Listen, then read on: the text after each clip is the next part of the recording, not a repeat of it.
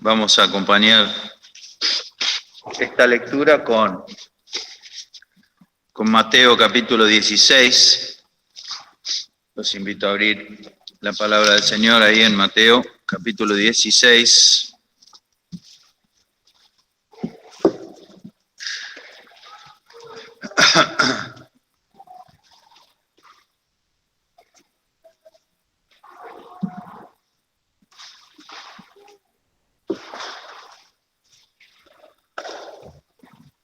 Mateo capítulo 16, del verso 13, dice: Y viniendo Jesús a las partes de Cesarea de Filipo, preguntó a sus discípulos diciendo: ¿Quién dicen los hombres que es el Hijo del Hombre?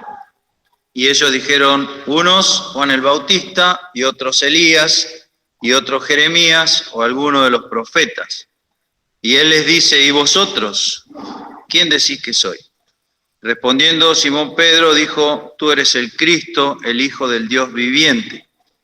Entonces respondiendo Jesús le dijo: bienaventurado eres, Simón, hijo de Jonás, porque no te lo reveló carne ni sangre, mas mi Padre que está en los cielos. Hasta aquí vamos a leer la palabra del Señor. Entonces, es un pasaje por demás conocido por nosotros, estudiado, y podríamos decir que cualquiera de los que están aquí podría explicarlo, este pasaje. Pero podemos rescatar, siempre hay enseñanzas de estas cosas. Y una cosa que llama la atención es la presentación que hace de sí mismo el Señor.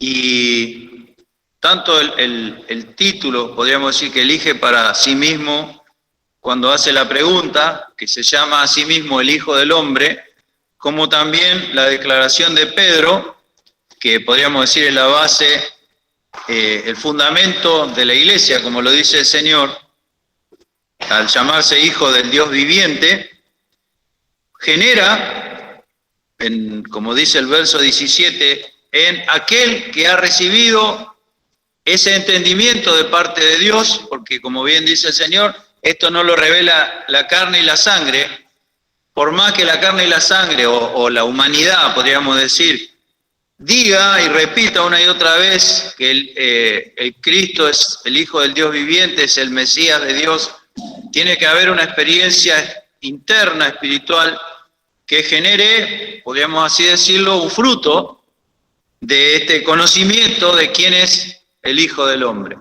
Y ese conocimiento, nos dice aquí el Señor, que transforma a la persona que lo recibe en una persona bienaventurada, gozosa, feliz, porque ha recibido el entendimiento de quién es verdaderamente el Hijo del Hombre. Ahora, si bien nosotros hemos conocido a Cristo y sabemos quién es el Hijo del Hombre, podemos pensar en los dos títulos, el Hijo del Hombre y el Cristo o el Mesías, el Hijo del Dios viviente. La frase o el título Hijo del Hombre podríamos decir que es la preferida del Señor para llamarse a sí mismo. Aparece innumerables veces, 30 veces en Mateo, 14 veces en el Evangelio de Marco, 25 veces en el Evangelio de Lucas, 12 veces en el Evangelio de Juan. Este título, esta frase que el Señor se atribuye a sí mismo, el Hijo del Hombre. Ahora, ¿por qué el Señor insiste en llamarse así? ¿Y qué significa esta expresión? ¿Por qué la usa tanto? ¿Por qué la repite tanto? ¿Y qué importancia tiene? Porque el Señor pregunta aquí, ¿quién dicen los hombres que es el Hijo del Hombre? ¿Qué digo yo respecto al Hijo del Hombre? ¿Qué significa el Hijo del Hombre? En el Antiguo Testamento, hijo de hombre o hijo de Adán, así sería, digamos, Adán como humano, como ser humano. En el Antiguo Testamento, la palabra hombre es la traducción de Adán, así le llamó Dios al ser humano, al primer hombre, y todos los demás, como sabemos, somos hijos de Adán o hijos del hombre. Es una frase muy usada en el Antiguo Testamento, Por ejemplo, Dios le llama muchas veces así, más de 90 veces a Ezequiel, y tú, hijo del hombre, una y otra vez. Significa lisa y llanamente un ser humano, una persona común, un nacido hijo de hombre. No hay, desde Adán en adelante no hay hombre que no haya nacido de un hombre, ¿no es cierto? O sea, que no sea hijo de un hombre. Así que es una frase común para designar al ser humano mortal, digamos. El Salmo 8 dice, ¿qué es el hombre y el hijo del hombre? ¿No es cierto? Para que tenga consideración de él. Lo dice muchas veces la Biblia, el hombre es como la hierba que florece y se seca inmediatamente. Es decir que la frase en el Antiguo Testamento, hijo del hombre, es una frase común. Y entonces, ¿por qué el Señor se pone a sí mismo este título? Yo pensaba en esto. Ustedes vieron que hay gente que tiene apellidos muy puntuales. Por ejemplo, yo conozco gente de apellido alemán, ¿sí? También conozco gente de apellido Hollander. Y así hay muchas personas que tienen apellidos que designan un origen. Ahora, ¿por qué esas personas tienen ese apellido? Porque ese apellido cuenta una historia.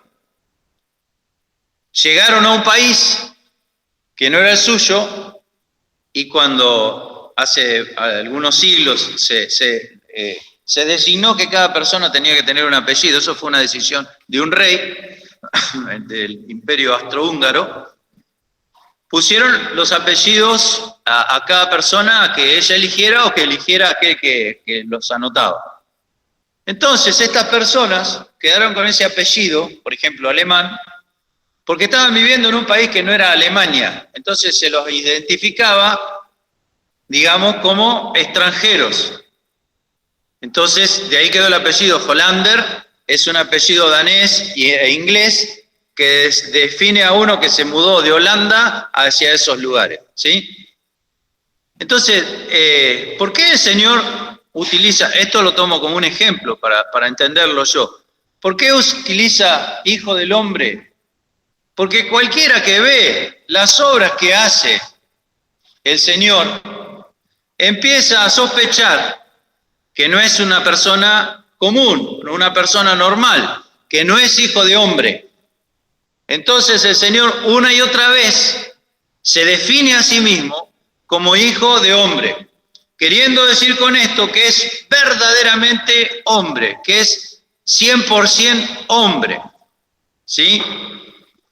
Y entonces, con ese título, el Señor empieza a atribuirse poderes y potestades que salen de lo que es normalmente el poder y la potestad de un hijo del hombre. Por ejemplo, el hijo del hombre, le dijo el Señor, vamos a empezar de antes, para que sepáis, el hijo del hombre tiene en la tierra, ¿qué? Potestad para perdonar pecado. Y ahí saltaron inmediatamente los religiosos y dicen, blasfemia dice, ¿quién tiene poder para perdonar pecado sino solo Dios? Y el Señor lo demuestra, dice, levántate, toma tu lecho y vete a tu casa. Y hace un milagro demostrando que este hijo del hombre, este ser humano, como se lo veía, tiene un poder que va completamente mucho más allá del poder de un ser humano. Entonces, podemos ver que el Señor utiliza ese título de hijo del hombre, no en el sentido solamente de ser un ser humano, sino en el sentido de lo que acabamos de leer en el libro de Daniel, que ahí aparece un hijo de hombre que es muy especial. Por empezar, es un hijo del hombre que está entrando al cielo a la presencia misma de Dios, del anciano de días, como dice. Y permítanme decir esto, parece una tontería, pero ningún hombre puede salir de la esfera terrestre sin morirse. Si a cualquiera de nosotros nos sacan en cualquier artefacto volador y salimos de la atmósfera terrestre, ya sin salir, ya llegando al límite de la atmósfera terrestre, no podemos sobrevivir. Parece una tontería lo que estoy diciendo, una cosa súper lógica. Pero la visión de Daniel, viendo a un hijo de hombre entrando sobre las nubes y siendo llevado a la presencia misma de Dios, habla inmediatamente, nos dice, así por una lógica, un lógico entendimiento, que este Hijo de Hombre es inmortal, que no puede morir, porque no podría estar ahí siendo un hombre común, porque se muere, nosotros no podemos resistir eso. Entonces habla de que algo pasó con este Hijo de Hombre que hace que él pueda trascender la atmósfera terrestre y llegar al cielo eterno, a la presencia de Dios.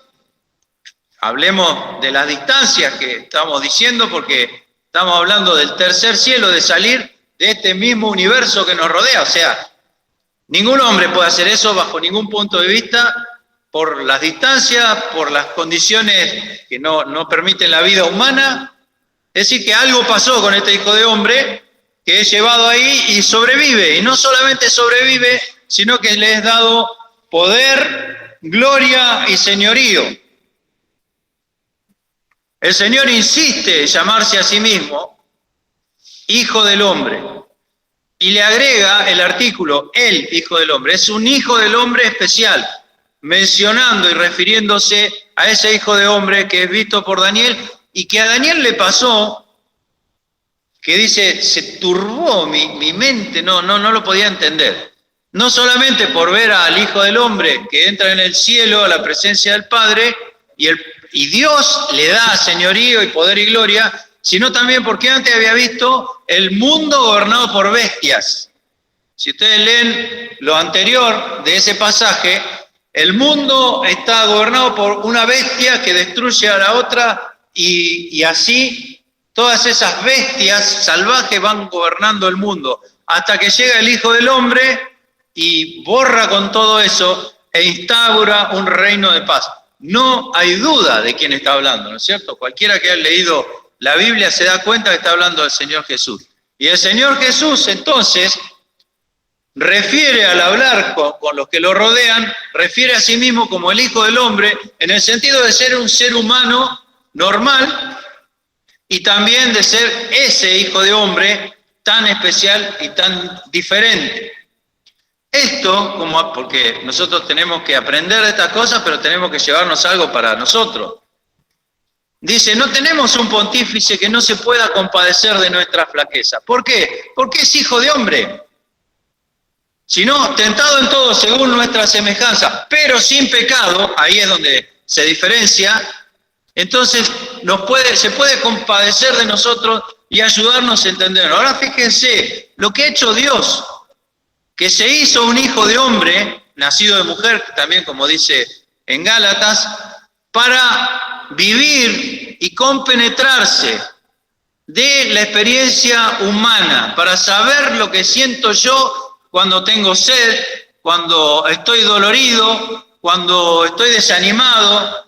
La experiencia humana fue vivida por el Hijo del Hombre. Entonces, que el Señor se mencione a sí mismo como el Hijo del Hombre es un gran consuelo para nosotros, porque como acabo de decir y como dice la palabra de Dios, no tenemos un pontífice que no se pueda compadecer de nuestras flaquezas.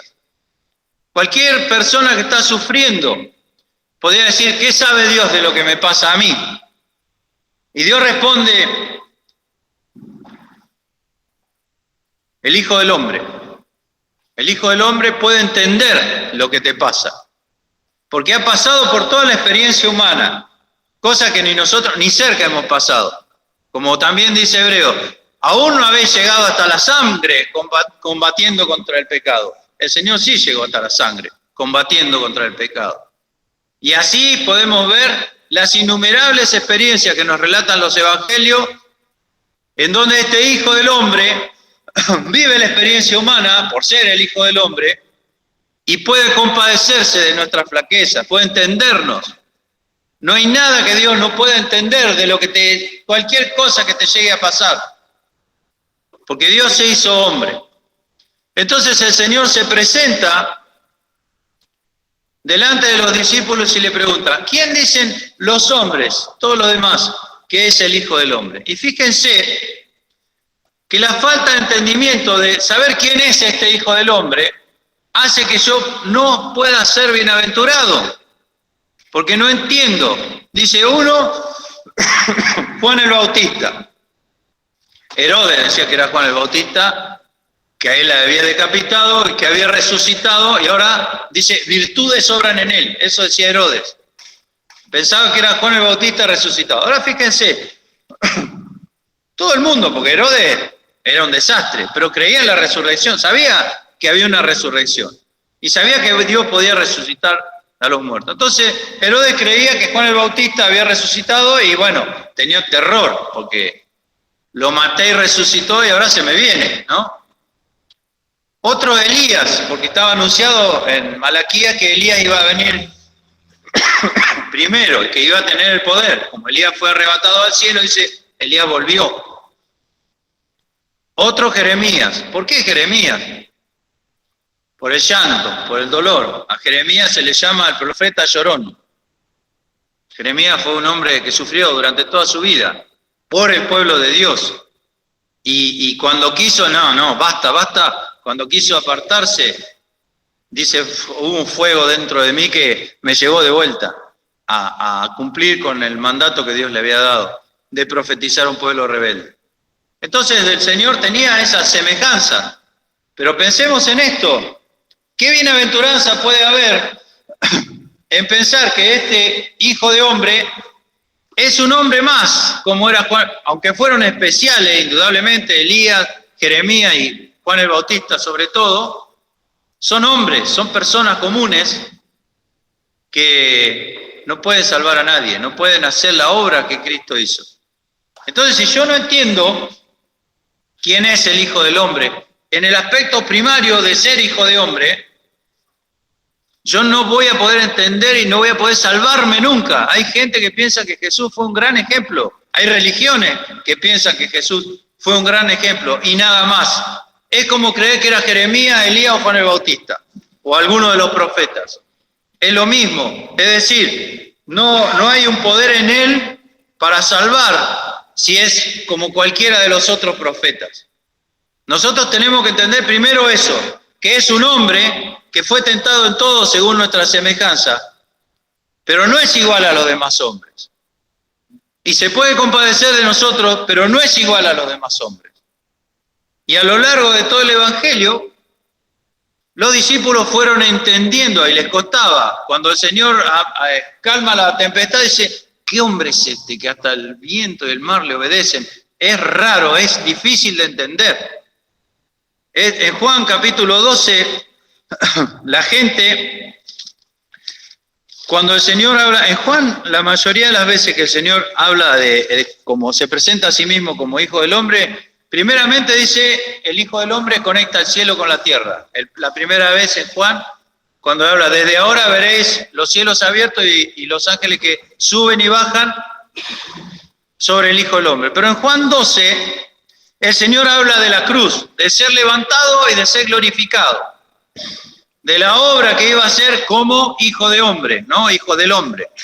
Y dice Juan 12, 32, y yo si fuere levantado de la tierra, a todos traeré a mí mismo. Y esto decía, dando a entender de qué muerte había de morir. Todo el mundo entendió de qué estaba hablando. Y respondió la gente, los que estaban, no los discípulos, sino el resto de la gente. Nosotros hemos oído de la ley que el Cristo permanece para siempre. Justamente cuando Daniel, por ejemplo, Daniel 7, dice que le fue su señorío eterno, o sea, permanece para siempre. Sabían de la eternidad del Mesías. ¿Cómo pues dices tú, conviene que el Hijo del Hombre sea levantado? Dando a entender de qué muerte había de morir. Le estaba hablando de la cruz, evidentemente. Y la gente pregunta, ¿quién es este Hijo del Hombre? Estaban hablando con él y no se daban cuenta, porque no entendían cómo puede ser que este Hijo del Hombre vaya a ser maltratado y muerto y crucificado. No lo podían entender. ¿Quién es este Hijo del Hombre? Por eso el apóstol Pablo decía que la cruz para los griegos es una locura. Y para los judíos es un tropiezo. No lo podían entender. ¿Quién es este Hijo del Hombre? ¿Quién es este Hijo del Hombre?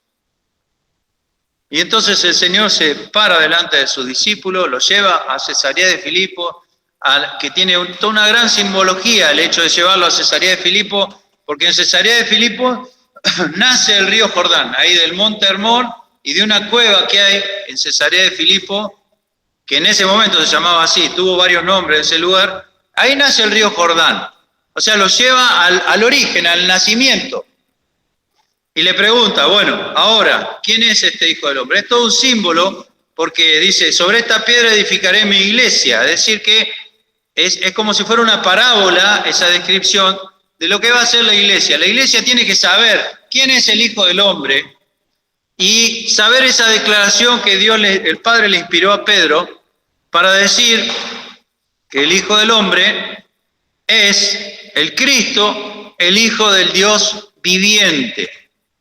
No solo el Hijo de Dios, sino el Hijo del Dios viviente. Entonces ahí pasamos al otro título que se reconoce en el Señor y que genera bienaventuranza. Primero yo tengo que saber que el Señor es absolutamente hombre, tentado en todo según nuestra semejanza, pero sin pecado, para saber que Él puede consolarme, comprenderme. Pero también tengo que saber que no es solamente Hijo del Hombre, sino también es Hijo del Dios viviente. ¿Por qué del Dios viviente? ¿Por qué el detalle de la palabra viviente? ¿Qué significa el Dios viviente? Ya sabemos que Dios es eterno, está vivo siempre. Pero no es solamente que tiene vida, sino que da vida. Y da vida. Y uno se pregunta, ¿y cómo se prueba la vida de Dios? La vida de Dios, por ser eterna, como también dice el Señor en muchos lugares, tiene la característica de que es inextinguible, es eterna. Llamar eterna a la vida significa que esa vida no se puede apagar con nada, porque es eterna. Si no, sería como la vida nuestra, que se termina. Entonces, hablar de vida eterna y del Dios viviente que da vida eterna, habla de una vida que nada puede matarla. ¿Y cómo comprobamos eso? ¿Cómo se comprueba que la vida que tiene el Señor es la vida del Dios viviente? Que Él es Hijo del Dios viviente y que tiene vida eterna, vida permaneciente en sí, como dice también en el Evangelio de Juan. ¿Cómo se prueba? Sometiéndolo a la prueba de la muerte. Ahí se sabe si este Hijo del Hombre que está hablando y que quiere que todo el mundo sepa que es verdaderamente hombre, es también Hijo del Dios viviente, tiene la vida permaneciente en sí. ¿Cómo se lo prueba? Se lo lleva a la cruz, se lo mata, y la comprobación de que es Hijo del Dios viviente es su resurrección. Por eso la resurrección es central y fundamental. La fe en la resurrección de Cristo y por ende en la resurrección nuestra es central para la fe del creyente. Nadie puede ser bienaventurado, nadie puede salvarse de la condenación eterna, nadie puede acercarse a Dios si no cree y declara con su boca, como dice Romanos, que Dios le levantó de los muertos, porque eso demuestra que el Señor es quien dice ser. Ahora, ¿quién dice ser el Señor? Dice ser el Hijo del Hombre y el Hijo del Dios viviente simultáneamente. Entonces, ¿qué saco yo de esto? ¿Qué enseñanza saco yo de esto? Primeramente, que el Señor, como Hijo del Hombre, me representa. Porque, como hemos dicho al principio, es hijo de Adán. Es como también dice Pablo, es el segundo Adán. En ese sentido, es la segunda oportunidad para la humanidad. Adán fracasó y, como si fuera, por así decirlo, un efecto dominó. En Adán todos pecamos. Y desde Adán hasta ahora, todos los que nacemos hijos de Adán, somos pecadores, y nos dice, estamos destituidos de la gloria de Dios, pero dice, siendo justificados gratuitamente por el Señor Jesucristo. El Señor se presenta como el segundo Adán y nos ofrece su filiación, ser adoptados hijos de Él y compartirnos su naturaleza. Entonces yo vengo como descendiente de Adán que soy y me encuentro con el segundo Adán que me ofrece. ¿Quieres ser salvo? ¿Quieres ser hijo mío? ¿Quieres cambiar tu naturaleza? ¿Quieres cambiar de modelo? No sé cómo decirlo, genético, no sé, la herencia que yo he recibido de Adán, el Señor la reemplaza por la herencia suya. Entonces no es cualquier cosa que el Señor se presente como el Hijo del Hombre, porque es la segunda oportunidad para el hombre. Entonces yo pienso, he vivido como he vivido, siendo hijo de Adán, pero ahora se me presenta Jesucristo, el segundo Adán, y me da la oportunidad de empezar de nuevo, de cambiar, de que las cosas sean completamente diferentes para mí. Por eso dice la palabra de Dios, el que está en Cristo, nueva criatura, nueva creación. Nueva criatura es las cosas viejas, la vida como hijo de Adán, pasaron y he aquí, ahora son todas hechas nuevas. El Señor puede cambiarme la filiación. No es cualquier cosa que se llame a sí mismo el Hijo del Hombre.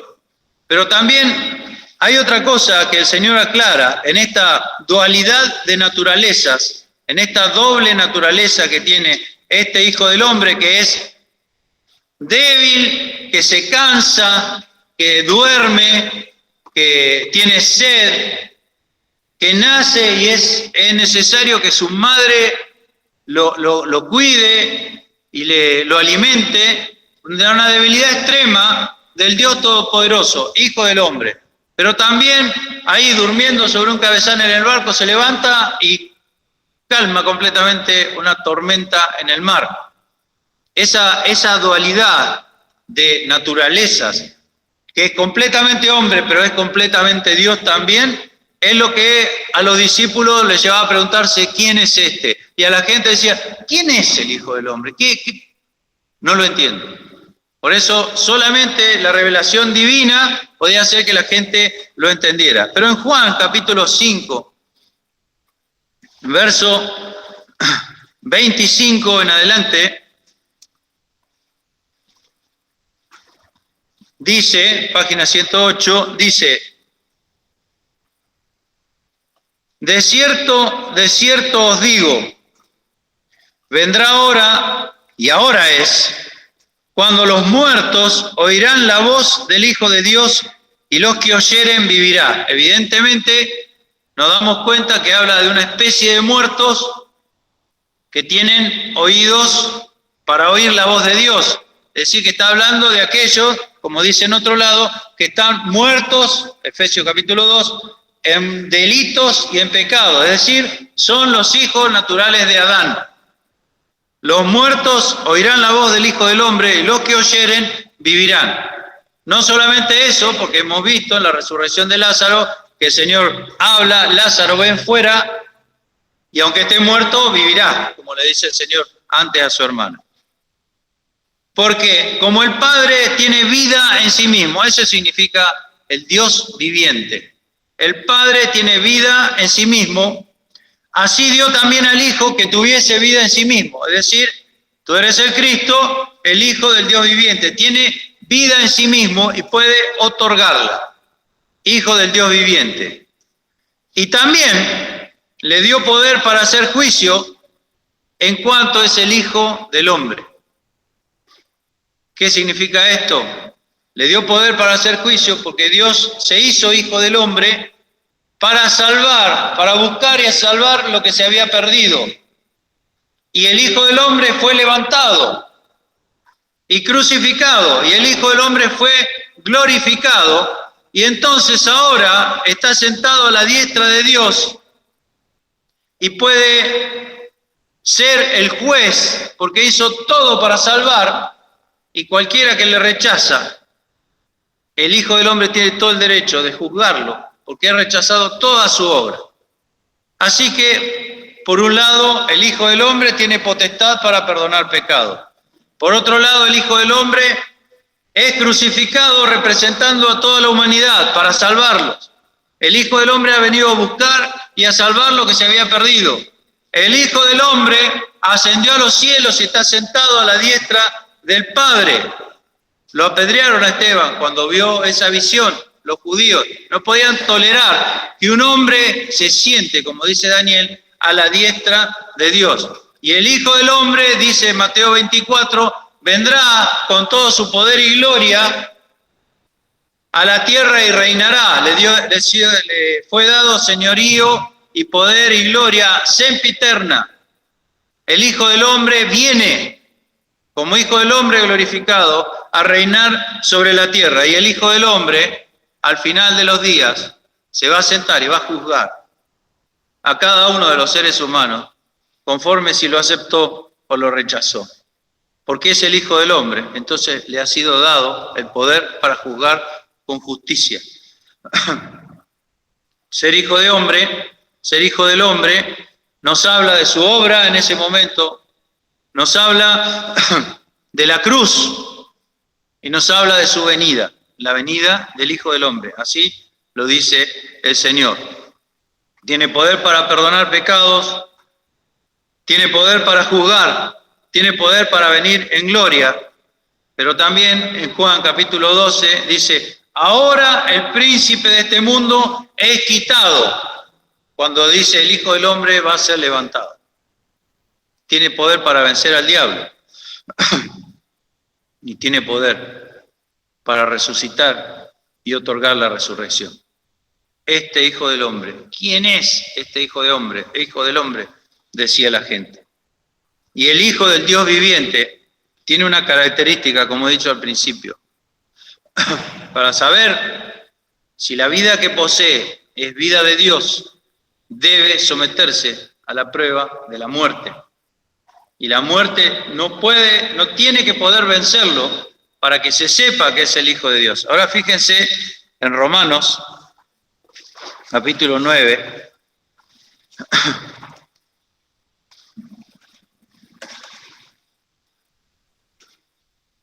Romanos capítulo 9, verso 26. Dice, y será que en el lugar donde les fue dicho, vosotros no sois pueblo mío, allí serán llamados hijos del Dios viviente. Tú eres el Cristo, el Hijo del Dios viviente.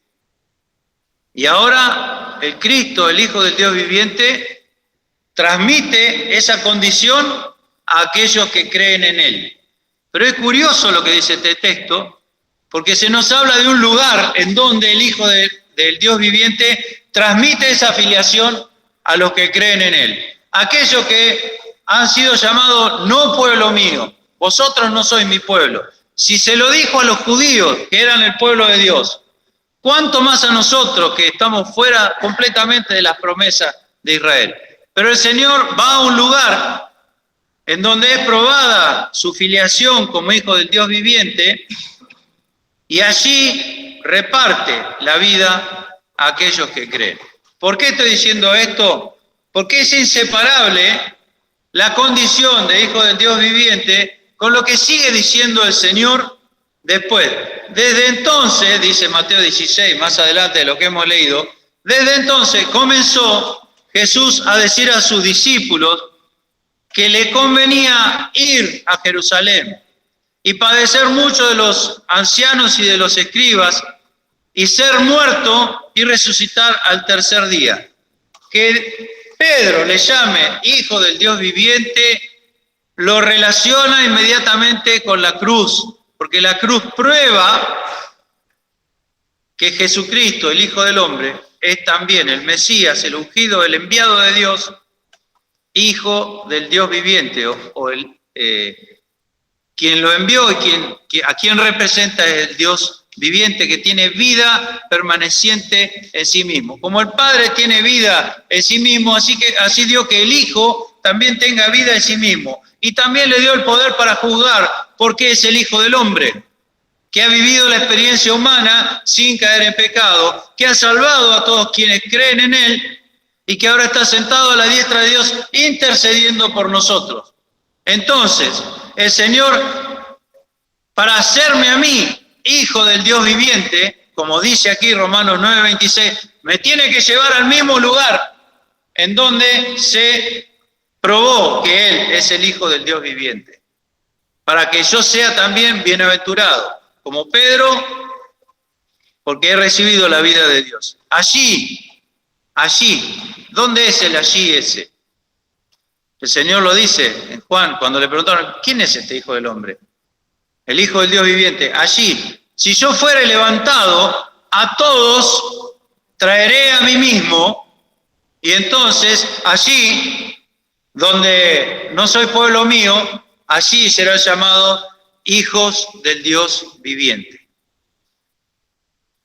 Ahora, ¿cuál es la enseñanza que esto me deja en esta mañana? El hecho de saber que el Hijo del Hombre es el Mesías, Hijo del Dios viviente, no fue una novedad en Mateo capítulo 16. No es que empezó ahí esa declaración. Él ya se los había enseñado a los discípulos y ya lo sabían. Y vamos a veamos solamente 2 textos en el Evangelio de San Juan. Ustedes recuerdan San Juan capítulo 6, cuando el Señor le dice a los discípulos, ¿queréis iros vosotros también? Cuando dijeron, Señor, esta palabra es muy dura, no la podemos, ¿quién la puede oír? ¿Por qué le dijeron eso? Porque el Señor estaba hablando de una cosa sumamente polémica. Él dijo una de las frases más polémicas que dijo el Señor en el Evangelio. Cuando les dijo que había que comer la carne y beber la sangre del Hijo del Hombre. Y eso, para cualquier judío que escuchara, aún para nosotros, no siendo judíos, era una abominación. Comer carne humana y beber sangre humana. Era lo que hacían los paganos de los más bajos, de los peores. Y el Señor les larga esa frase así, y por eso dicen, esto es muy duro de oír, esto no. Y si la gente se empezó a ir, se escandalizó y se fue. ¿Por qué? Porque no entendía lo que dijo el Señor. Las palabras que yo os he hablado son espíritu y son vida, no es que literal, como dice la doctrina católica, en la hostia se están comiendo a Jesús. No es así. Eso sí es una abominación. La gente se espantaba de eso porque no entendían la enseñanza espiritual. Porque cuando me habla de carne y sangre, lo voy a repetir una vez más, lo hemos dicho muchas veces, carne y sangre, cuando están separadas, es el símbolo de ¿qué? Si la sangre está por un lado y la carne está por otro, muerte. Entonces, yo como la muerte de Jesús, voy a la cruz, pero esa muerte de Jesús tiene la propiedad de, como ser hijo del Dios viviente, de resucitar. Entonces, eso que yo ingiero de Jesús, que es su muerte, hace que también yo resucite, me da la garantía de resurrección. Por eso dice, si no come la carne y bebe la sangre, no puede tener vida eterna. El que come mi carne y bebe mi sangre tiene vida eterna y yo le resucitaré en el día postrero. Como la muerte y el Señor me resucita. Por eso dice la cena que vamos a celebrar, a recordar, que anunciamos la muerte de Jesús hasta que venga, porque el día que venga será el día postrero para mí y para todos los que creen, y nos resucitará. El que come mi carne y bebe mi sangre en mí permanece y yo en él. El que come de este pan vivirá eternamente. Dura es esta palabra, ¿quién la puede oír? Pero había algo que los discípulos sabían. Versículo 66 en adelante. Desde esto, muchos de sus discípulos volvieron atrás y ya no andaban con él. ¿Por qué? Porque había dicho esto, tan polémico que si no se lo entiende, resulta una palabra muy dura, como le dijeron. Dijo entonces Jesús a los 12, ¿queréis vosotros iros también? Respondióle Simón Pedro, Señor, ¿a quién iremos? Tú tienes palabras de vida eterna, vida eterna. Hay un poder en esa palabra, vida eterna. No hay nadie que haga la promesa de la vida eterna con verdad. Nadie me puede prometer a mí la vida eterna a menos que la posea y la pueda dar. Y eso solo ocurre con el Hijo del Hombre. Pero miren lo que dice Pedro, esto sucedió antes de Mateo 16. Y nosotros creemos y conocemos que tú eres el Cristo, el Hijo del Dios viviente. Ellos lo sabían, lo habían aprendido del Señor. Sucede que en Mateo, capítulo 16, el Señor planta las bases para la iglesia. Sobre esta piedra edificaré mi iglesia. Y a toda esa declaración de fe de quién es el Hijo del Hombre, que es el Cristo, el Hijo del Dios viviente, agrega la palabra de la cruz. Desde entonces comenzó Jesús a decir a sus discípulos que le convenía, etc. Pedro ya lo sabía, y como lo sabía y lo creía, aunque no lo entendía del todo, Pedro se quedó. ¿Cómo permanezco yo acá, cerca del Señor? ¿Cómo permanezco yo en el camino del Señor? No es por mis méritos, porque nosotros para caminar el camino del Señor, lo dice el apóstol Pablo, dice, de la manera que habéis recibido a Cristo, andad en Él. Cuando yo recibí a Cristo, fui sin argumento. Dejé todo a sus pies y lo acepté sin poner excusas. Sí, soy pecador, pero no sucedió nada de eso. Señor, te confieso que soy pecador, que estoy perdido y que necesito que me salves. Te pido que me salves. Y el Señor respondió, porque así lo prometió, el que a mí viene no le echo fuera. Entonces, de la manera que he recibido a Cristo, debo andar en Él. Con la misma fe y el mismo renunciamiento. Señor, no tengo mérito para ser santo, no tengo mérito para servirte. Creo que tú eres el Cristo, el Hijo del Dios viviente, del Dios que da vida, que está vivo, pero que da vida. Y eso hace que yo permanezca. La permanencia, como hemos dicho otras veces, es el sello de que Dios está presente. Las cosas, aún los cielos y la tierra, dice la Biblia, que van a acabar, pero tú permanecerás, dice de Dios. El sello divino es la permanencia, es la eternidad. ¿Cómo hace un creyente para permanecer? Tiene que acercarse al Dios de la vida, al Dios viviente, porque si no nos vamos a apartar, porque hay muchas cosas que pasan. Hay muchas cosas que nos pasan, que nos empujan hacia afuera, que nos empujan a quedar al costado del camino. ¿Cómo hago yo para permanecer, para quedarme? Aún el Señor los invitó a irse. ¿Queréis iros vosotros también? Los prueba. No, Señor, tú tienes palabra de vida eterna y nosotros creemos y conocemos que tú eres el Cristo, el Hijo del Dios viviente. Pedro lo dice, Pedro lo sabía. Luego, fijémonos para terminar ya. Juan, cuando el Señor resucita a Lázaro, Juan capítulo 11, versículo 23, Juan 11, 23.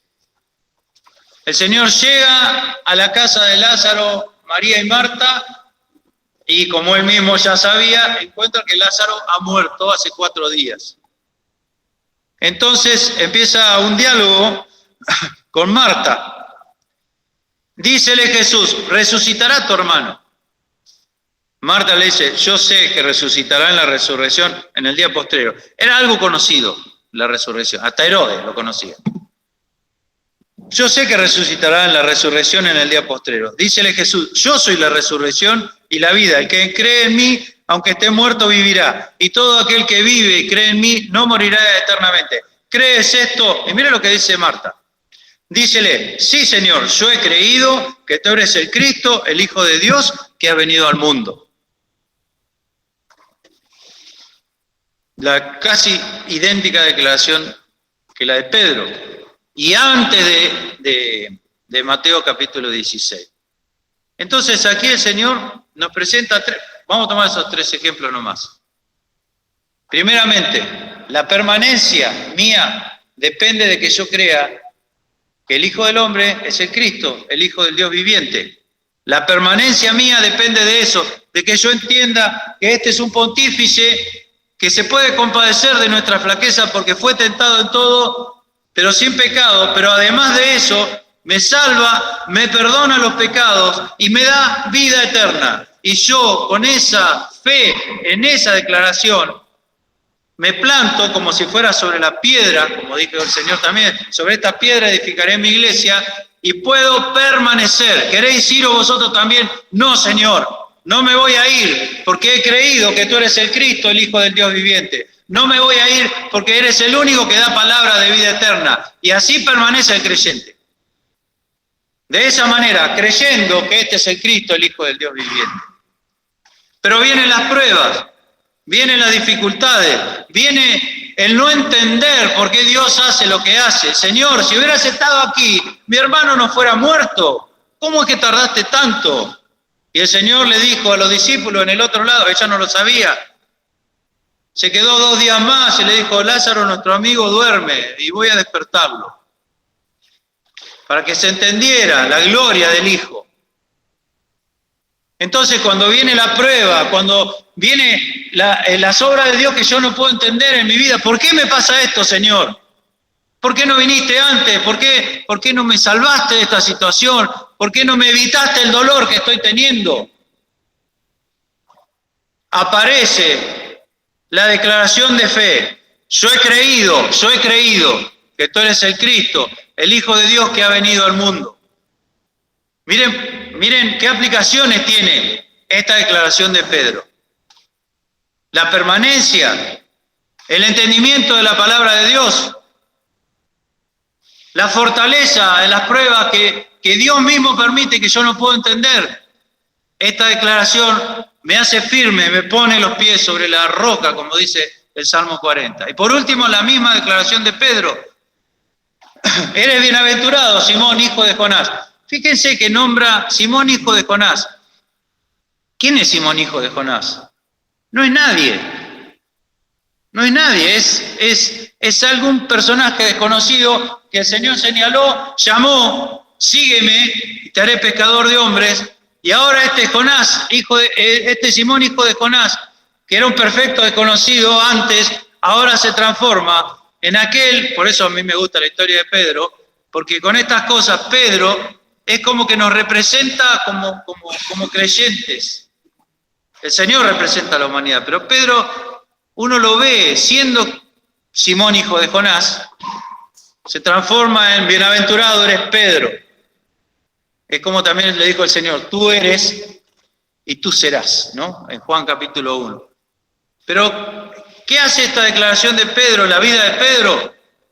También lo hace bienaventurado, feliz, gozoso, por haber recibido una revelación. Pero también dice, y yo también te digo, le dice el Señor, que tú eres Pedro, y le da la autoridad para abrir el reino de los cielos. Eso lo hizo Pedro. Hechos capítulo 2, le predicó por primera vez el Evangelio, como se predica hasta el día de hoy, porque es palabra de vida eterna, entonces permanece, se predica hasta el día de hoy, y luego fue y le predicó al primer gentil que ingresó en la iglesia de Cristo, cuando es enviado por el Señor a Jope, y ahí le predica a los gentiles, que lo estaban esperando. La llave del reino de los cielos. La abrió esas puertas del reino de los cielos. Entonces, entendimiento de la palabra de Dios, permanencia, fortaleza en las pruebas y capacidad para ejercer el ministerio que Dios me da. Con esa declaración el Señor le da un ministerio. Lo que atares y lo que desatares en la tierra será atado y desatado en el cielo. Y luego en el capítulo 18, como hemos visto el jueves, lo transmite a toda la iglesia, a todos. Entonces, ¿cuál es la aplicación práctica para mí en esta mañana? De saber que este Hijo del Hombre, que me entiende, que me ha venido a salvar, que intercede por mí y ahora está sentado a la diestra de Dios, también es el Hijo del Dios viviente. Me sirve para permanecer, para entender su palabra, para soportar las pruebas que no entiendo, aunque no las sepa. Igual creo que este es el Hijo de Dios, del Dios viviente que ha venido a este mundo, y también para llevar a cabo cualquiera sea el ministerio que Dios me ha dado para hacer, porque estoy aferrado y estoy apoyado sobre esa declaración que está en lo profundo de mi corazón. Allí donde te llamaron, tú no eres del pueblo. Vosotros no sois pueblo mío allí. Ahora he sido llamado hijo del Dios viviente. El Señor me da de su vida y me da el privilegio de compartir el nombre y el título con el cual Él es llamado. Por eso también Pablo a los Efesios dirá, vosotros también, como hijos amados, y habla de imitar a nuestro hermano mayor, al Hijo del Dios viviente. ¿Qué mayor privilegio? Dice, hermano, ahora somos llamados hijos de Dios. No se ha manifestado lo que hemos de ser todavía. Pero sabemos que cuando Él apareciere, seremos como Él porque le veremos como Él es. Tenemos todavía ese misterio que no ha sido consumado de ver al Hijo de Dios cuando Él viniere en su gloria. Algunos de los que están aquí, le dijo el Señor al final de Mateo, no morirán hasta que vean al Hijo del Hombre viniendo en su gloria.